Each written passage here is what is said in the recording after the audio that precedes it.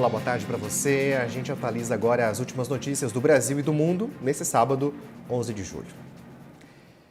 O presidente da Câmara, Hugo Motta, disse hoje em nota que a decisão do ministro Flávio Dino do STF de mandar bloquear quase 120 milhões de reais em bens de Valdemar Costa Neto, presidente do PL, é indevida intervenção judicial. Segundo a investigação, Valdemar direcionou emendas parlamentares mesmo não tendo mandato. A gente vai ao vivo agora conversar com Danilo Moliterno, que tem essas informações e essas atualizações para a gente. Boa tarde, Danilo.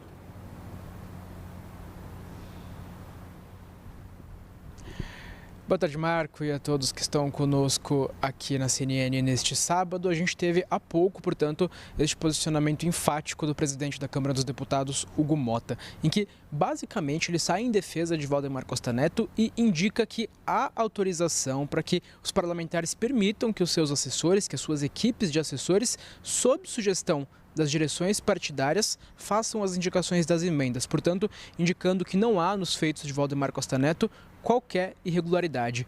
E aí, na sequência, ele chega a indicar, no momento mais enfático dessa nota, que estaria inconformado com esta decisão e investigação da Polícia Federal e indica que essa seria uma intervenção indevida da Justiça na atividade parlamentar.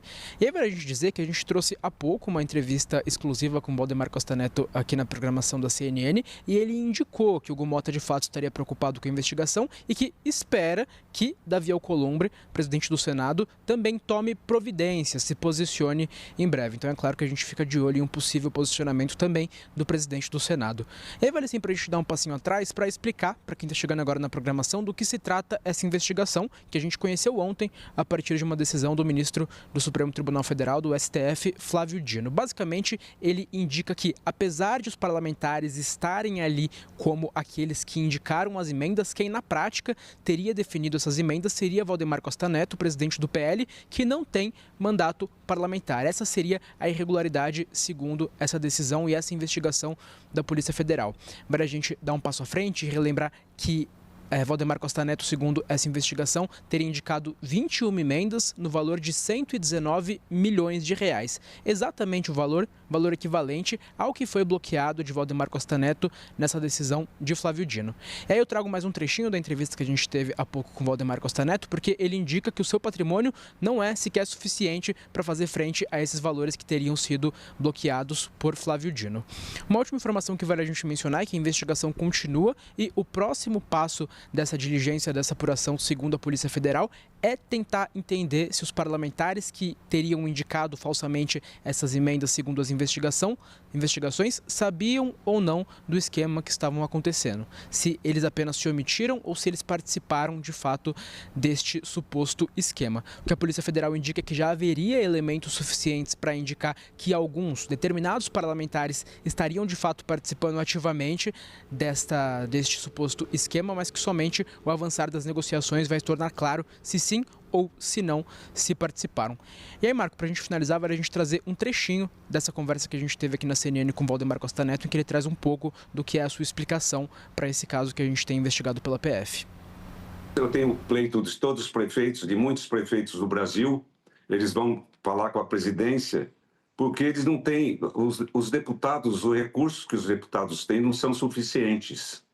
Então, nós sugerimos para a liderança e para as comissões, porque nós temos várias comissões pelo tamanho da bancada. Por exemplo, a Comissão de Saúde é nossa, que tem verba própria também. Então, nós sugerimos que possa doar para esses municípios. E é nisso que eu entro. Isso é só política, não tem outra coisa. Eu tenho que receber os prefeitos e avalio aonde, quem precisa mais, quem precisa menos. E aí dividimos uma parte os deputados cedem, uma parte das emendas deles, nas comissões também, e aí nós indicamos, sugerimos que dê o dinheiro, que passe dinheiro da saúde, passe dinheiro para as ações da prefeitura, para obras, para que o cidadão possa receber esses recursos. Isso é normal em todo partido político. E esse pessoal, quando não tem ajuda, eles pedem para o presidente do partido. porque eu tenho mais força com os deputados, eles dividem, deixam uma parcela para a liderança fazer. Quem faz a indicação é o líder. Então, ele atende às sugestões que eu mando. Bom, e a gente atualiza agora a guerra no Oriente Médio. O presidente dos Estados Unidos, Donald Trump, ameaçou atacar o Irã caso o país tente assassiná-lo. Numa publicação na própria rede social dele, o americano afirmou que 1000 mísseis estão prontos para o lançamento e apontados para o Irã caso Teherã cumpra essa ameaça. Fontes disseram à CNN essa semana que Israel compartilhou com Washington informações de inteligência que indicavam que o Irã elaborou um novo plano para matar Trump. Outras autoridades americanas sugeriram que o relato poderia ser uma tentativa de Israel de influenciar a decisão do americano, enquanto ele avalia se deve intensificar a ação contra o Irã. Poucas horas depois, o novo líder supremo do Irã, Mojtaba Khamenei, prometeu vingança pelo assassinato do pai, o Ayatollah Ali Khamenei. Ele morreu em ataques dos Estados Unidos e de Israel no início da guerra. O comunicado foi divulgado pela mídia estatal iraniana. Mojtaba não apareceu em público desde a nomeação ao cargo. A CNN está a bordo do USS Abraham Lincoln e acompanha as missões e também as atividades de um dos maiores porta-aviões do mundo, em meio a esse aumento de tensões entre os Estados Unidos e o Irã. Você acompanha agora na reportagem da nossa correspondente Pamela Brown. Um caça após o outro decola do USS Abraham Lincoln, uma missão noturna em meio a crescentes tensões com o Irã. Estamos no Golfo do Omã, perto do Estreito de Hormuz, a bordo de um navio que o presidente Trump disse que já foi atacado mais de 100 vezes desde que o conflito começou. And they've tried with missiles and with drones. Yep, everything they've thrown at us hasn't really gotten near us at all. Mais cedo assistimos enquanto mísseis eram preparados e carregados nesses caças. A missão em combate é a mais real possível. I want to show you these symbols right here. These are drones right here that this fighter jet has taken out during this conflict that started 5.5 months ago. These are missiles that have been taken out just by this fighter jet alone. Com Lincoln sob ameaça constante de ataque, ele é guardado por destroyers da Marinha para proteção. Em um helicóptero a caminho do destroyer USS Franklin Peterson Jr., bem acima do Golfo do Omã, temos a nossa primeira visão de embarcações indo em direção ao Estreito de Hormuz. See, we've got 5 vessels so far. RC Maritime Traffic, in fact, right here, turn around. See, there's the ship right there, passing by. That's not the 6th ship you see. O tráfego está menor agora, à medida que as tensões aumentam novamente no Golfo. Oficialmente, a Marinha relata 20 embarcações ao redor do estreito enquanto seguimos para o nosso destino.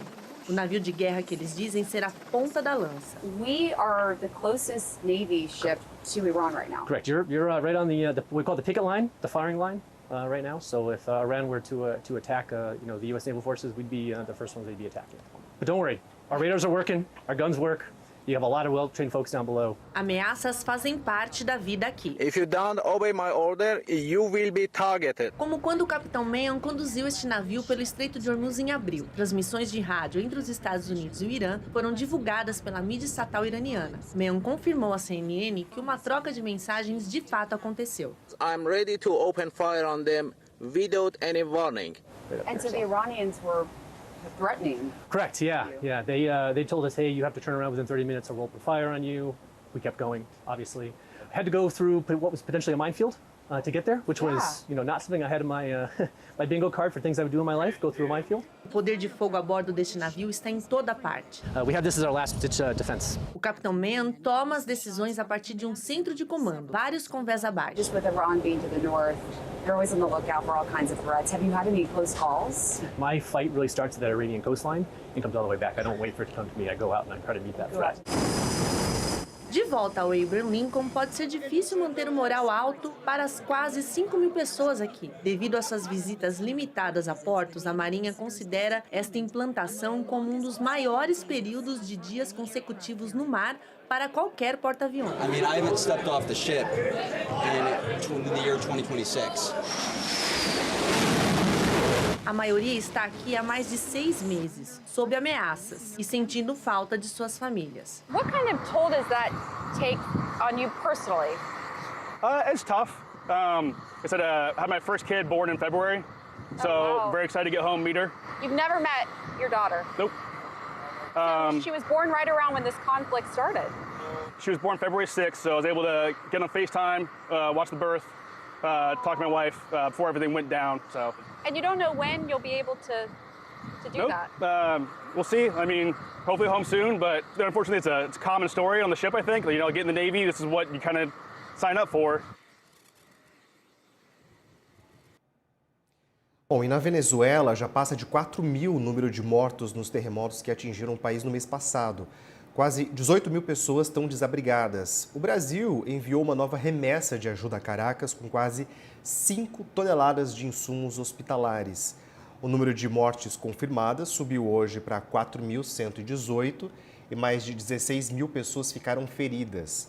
A ONU já mobilizou mais de 300 milhões de dólares em apoio coordenado e quase 40 mil pessoas receberam ajuda alimentar desde os tremores. As Nações Unidas também enviam equipes para poder fornecer apoio psicológico aos sobreviventes. E a polícia tenta descobrir a origem de manchas escuras em 2 praias no Rio de Janeiro. Esse material surgiu na faixa de areia de Ipanema e também na cidade de Arroio do Cabo. Nosso repórter do Rio de Janeiro, Kleber Rodrigues, tem essas informações e explica pra gente. A Polícia Civil do Rio apura se houve crime ambiental. A Delegacia de Proteção ao Meio Ambiente já pediu uma perícia desse material para identificar o tipo de substância e se ela foi jogada na faixa de areia ou empurrada por meio de correntes marítimas. E nesse caso, quem são os responsáveis? Além da Polícia Civil, IBAMA e INEA atuam de forma conjunta para mitigar os danos ambientais e identificar esse tipo de substância. Essas manchas escuras que foram encontradas na faixa de areia são semelhantes aos de derivados de petróleo, como piche e óleo. Esse material, entretanto, ainda não foi confirmado. Ele foi encontrado na última quinta-feira em Ipanema, na zona sul do Rio, e na Praia Grande, em Arraial do Cabo, na região dos Lagos do Rio de Janeiro. De acordo com o IBAMA, nessa sexta-feira, agentes coletaram o material que foi encontrado entre os postos 8 e 9 em Ipanema e levaram essa substância até um laboratório da UFRJ para confirmar o tipo de material. O INEA informou que agentes monitoram toda a faixa litorânea do Rio de Janeiro para confirmar se outras manchas foram encontradas ao longo da faixa de areia. Bom, e uma notícia triste marcou o futebol internacional nesse sábado. O meio-campista sul-africano Jayden Adams morreu aos 25 anos, poucos dias depois de disputar a Copa do Mundo. Jayden participou da campanha histórica da África do Sul, que chegou na segunda fase do Mundial. O último jogo dele foi na derrota para o Canadá, que eliminou a seleção da competição. A morte foi confirmada por familiares e também representantes do jogador, além do Sindicato dos Futebolistas da África do Sul.